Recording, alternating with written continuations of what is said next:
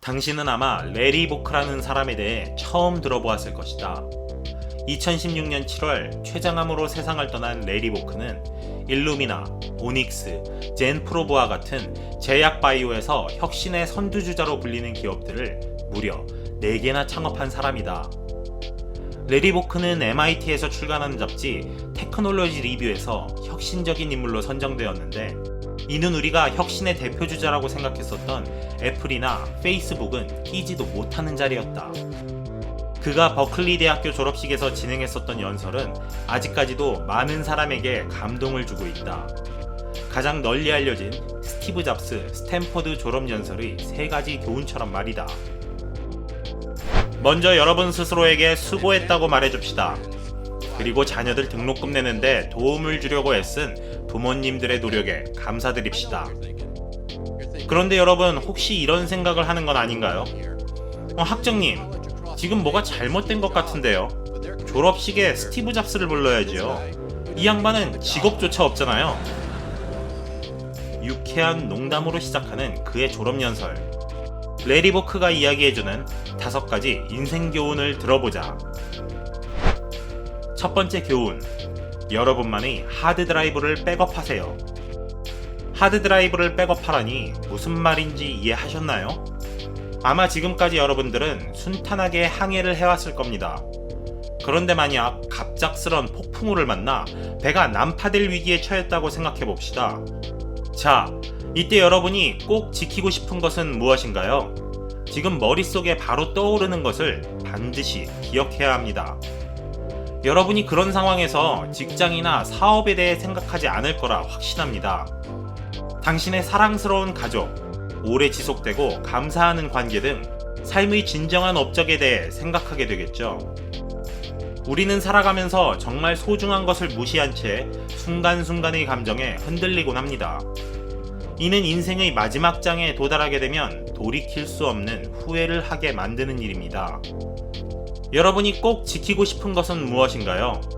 그것을 여러분만의 하드드라이브에 백업해둔다는 마음으로 살아가세요. 그래야만 인생의 마지막 장에서 후회하지 않을 수 있습니다. 두 번째 교훈.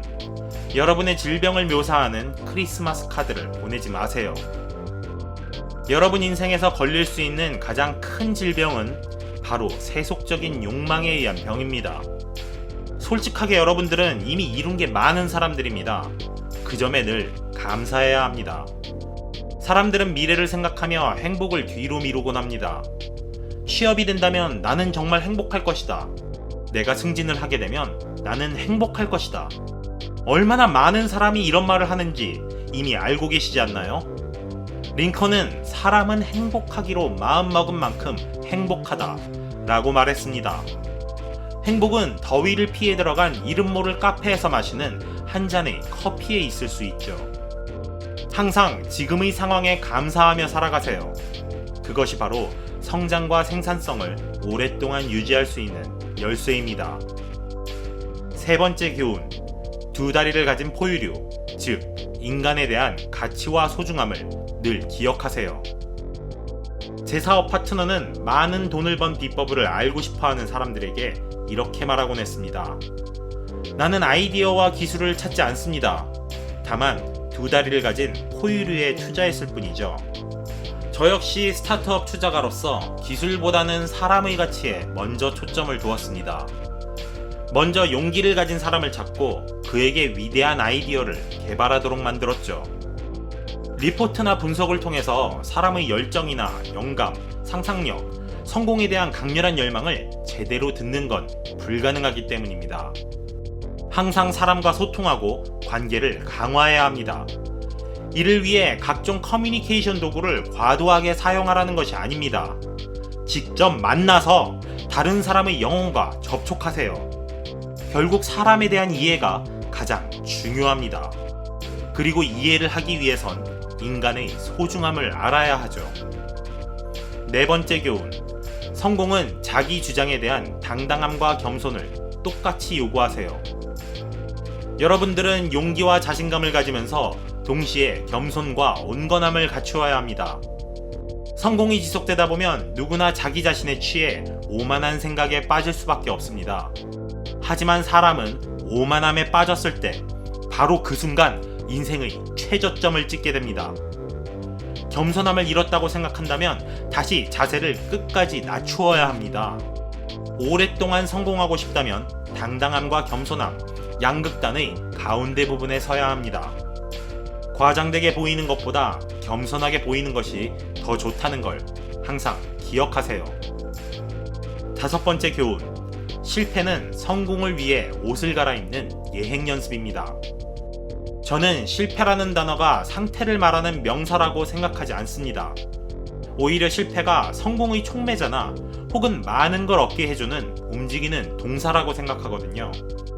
즉 실패는 최종적 결과가 아니라 성공을 향해 움직이는 과정이란 이야기입니다.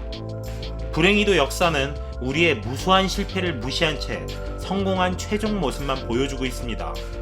예를 들어 육상 선수의 값진 우승 뒤에는 승리를 위해 노력해온 고된 과정이 존재하지만 우리는 그것을 보지 못하고 제대로 알기 어렵죠.